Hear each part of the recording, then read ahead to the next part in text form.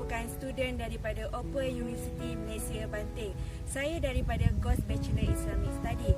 Pada video kali ini saya akan membawa subjek kemahiran berfikir dan penyelesaian masalah. Dalam subjek ini saya akan mengupas isu rumah tangga yang tular di Malaysia pada tahun 2020. Bagi wawasan 2020, negara ingin mencapai matlamatnya sebagai negara yang lebih maju. Bagaimana untuk mencapai negara yang lebih maju?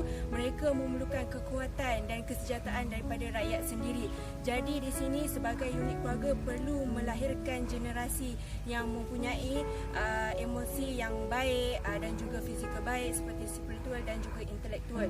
Jadi bagi masalah apabila masalah rumah tangga menjadi tular di Malaysia, mereka akan melahirkan generasi yang tidak baik.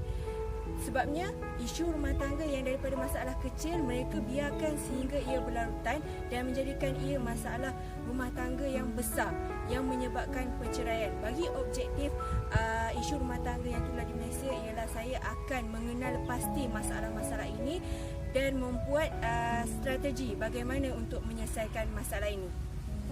Isu-isu rumah tangga yang tular di Malaysia pada tahun 2020 antaranya ialah poligami, perceraian, keganasan rumah tangga dan juga sikap negatif daripada suami isteri itu sendiri. Bagi isu poligami terdapat kesan positif dan juga kesan negatif. Kesan positif apabila kaum lelaki itu sendiri mempunyai kelayakan ekonomi yang stabil, jadi mereka dapat melahirkan keluarga yang harmoni. Bagi kesan negatif apabila isteri tidak dapat melahirkan zuriat ataupun pasangan menjumpa dengan kekasih lama ataupun kurang komunikasi, jadi perceraian akan berlaku dan poligami juga akan berlaku disebabkan hal ini. Jadi di sini masalahnya timbul apabila pihak lelaki tidak dapat menjalankan tanggungjawab yang sempurna dan juga pendidikan untuk anak-anak yang stabil. Seterusnya bagi isu perceraian. Perceraian berlaku apabila campur tangan dan juga kedatangannya orang ketiga serta tiada berjalan penyelesaian langsung. Bagi campur tangan ialah campur tangan daripada pihak keluarga yang tidak merestui ataupun tidak bersetuju dengan perkahwinan mereka. Bagi contoh campur tangan ataupun datangnya pihak ketiga, apabila mereka mempunyai masalah, mereka mencari penasihat daripada orang ketiga sama ada kawan yang lama ataupun kekasih lama. Jadi di situ akan berlakunya pergaduhan dan tidak kesefahaman. Bagi tiada jalan penyelesaian adalah apabila pasangan antara dua pasangan ini dah mempunyai haluan masing-masing. Jadi mereka memilih jalan yang baik adalah perceraian. Okey, seterusnya bagi isu keganasan rumah tangga, ianya berlaku seperti paksaan. Contoh-contohnya daripada paksaan seksual, mental dan juga ugutan ataupun pembunuhan. Daripada ini mereka akan mengugut pasangan mereka dengan membunuh kerana mereka menyimpan satu sifat cemburu ataupun pendam. Mereka tidak berkomunikasi dengan baik tapi mereka tidak mencari juga jalan penyelesaiannya. Seterusnya bagi isu sikap yang negatif. Apabila pasangan ini mempunyai sikap yang negatif sama ada tidak ada kesefahaman, tidak memperbaiki kelemahan masing-masing, jadi mereka akan kurang komunikasi dan mereka tidak akan cari jalan penyelesaian mereka sesama sendiri.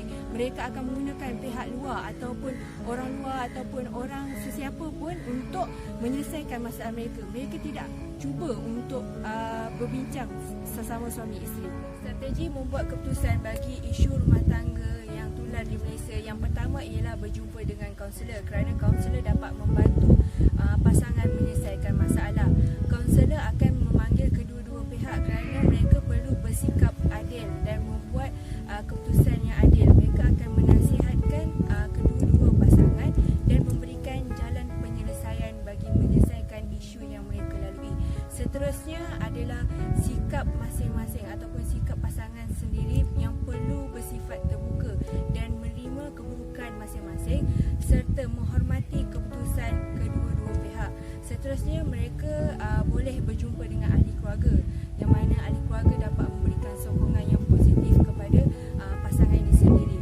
Seterusnya jalan penyelesaian yang paling mudah untuk mereka menyelesaikan masalah perceraian ini adalah komunikasi antara pasangan itu sendiri. Mereka perlu berkomunikasi dengan baik, kemudian mereka memberikan keputusan yang menghormati pasangan mereka sendiri.